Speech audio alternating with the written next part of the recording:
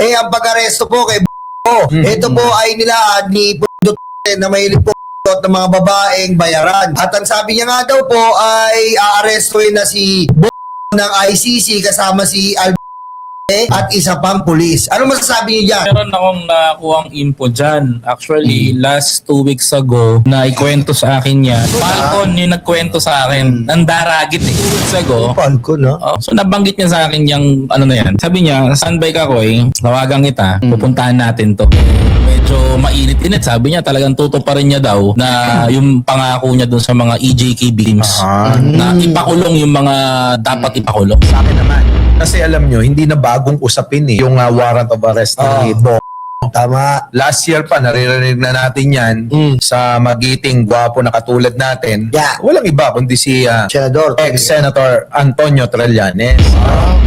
Laging bukang bibig niya yan nun Kaya para sa akin, hindi na ako nagulat. Ang ikinagulat ko, alam nyo, Ano? yan? galing kay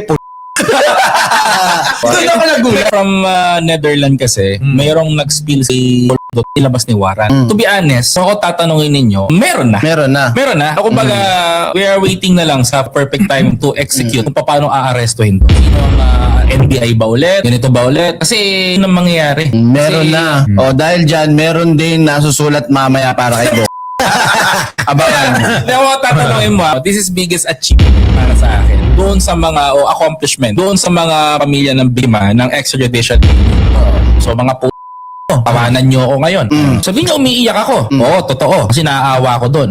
Pero kayo mga ngayon ang ganti namin sa inyo. Ipakukulong namin yung mga dapat ipakulong sa inyo. Pero teka muna, may liliwanagin ako. Ano Kasi yung mga ibinibintang kay Pangulo. Bakit? Wala kanilawan sa Ganito presidente. nga So ang kredito ba kay Pangulo? Oo. Si Pangulong Bongbong ba talagang nagpapakulong itong mga nakagawa ng kasalanan sa mga mahihirap nating kababayan? O di kredito natin kay Pangulo. Gusto nila yun. I just want to correct. Si President Bongbong Marcos matarima sa batas. Okay, wala kinalaman si Presidente Bongbong Marcos dito. Okay? Ang nag-file ng kaso kay dyan sa ICC is walang iba kundi si former Senator Antonio Sani Trillanes. At ang magdalo party list kasama si Congaria Alejandro. Kaso nga ang nangyayari, ipinipilit ng mga camp. Kasi Pangulong Bongbong Marcos daw talaga Kundi ba naman mga ayan tuloy, lalong gumaganda yung imahe ni Pangulo. Dahil parang si Pangulo pa ngayon naging hero ng mga tao na inabuso ni yung panahon ng kanyang rehimen. Yung mga binigman nilang EJK. So si Pangulo pa ngayon na sikat. Di ba? Kasi, Sige, sakyan natin yung Yung naratibo nila. Sakyan natin yan. Sasakyan ko yun. Papunta crossing.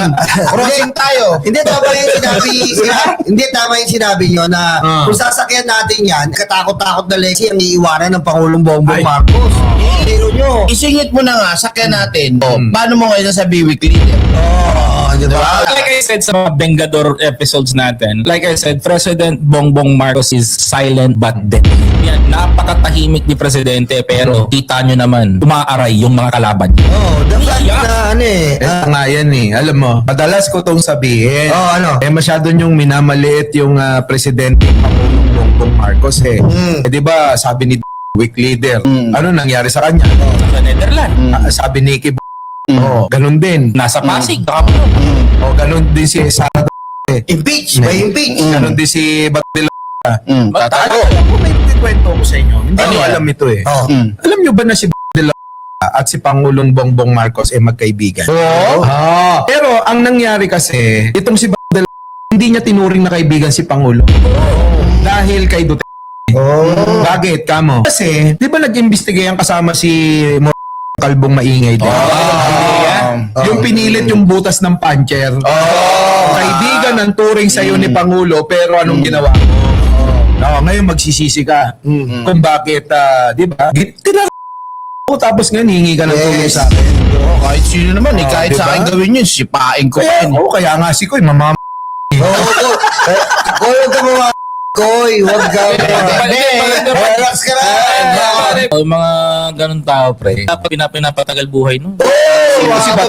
Mga kababayan, pagpasensya na si Koy medyo hindi pa nakakainom ng gamot. Pero mga kababayan, ang nais namin ipundo sa inyo, itong pag-aresto ni ay hindi na po bagong issue. 2017 po, ayon nga po sa ating mga kapatid dito, 2017 pa po ang kaso na yan. At itong kaso na to ay hindi po natin, hindi pwedeng gawing wala na lang. Kailangan po, kaya nga po sabi namin dito, kami po, nagpunta po kami mismo sa pinangyarihan ni na uuunawaan namin mismo ang damdamin ni Koy.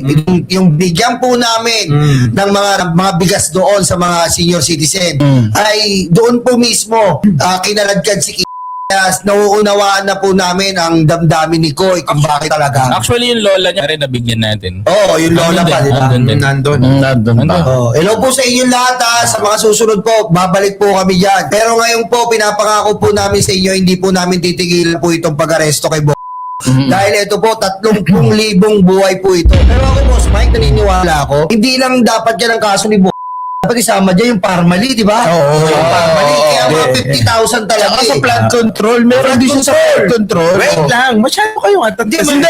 Meron akong info na nakuha na matindi-tindi kung bakit mabilis lumabas yung warrant ni Bo. Mamaya pag-uusapan natin dito. Ito yan na, puntang ko yung sinasabi nyo, Parmali, ano pa? Flood control. Ito kasi yun, usapin ng Pilipinas yun dito ginawa yung krimen na hindi na isampa sa ICC yun dahil hindi naman nila sakop yun. Correct. So dito natin lilitisin nyo si Kaya kung magtataka kayo, bakit parang walang naisasampa kay kasi maapektuhan yung ICC warrant Hindi nyo iniisip Kasi, kita mo, di ba?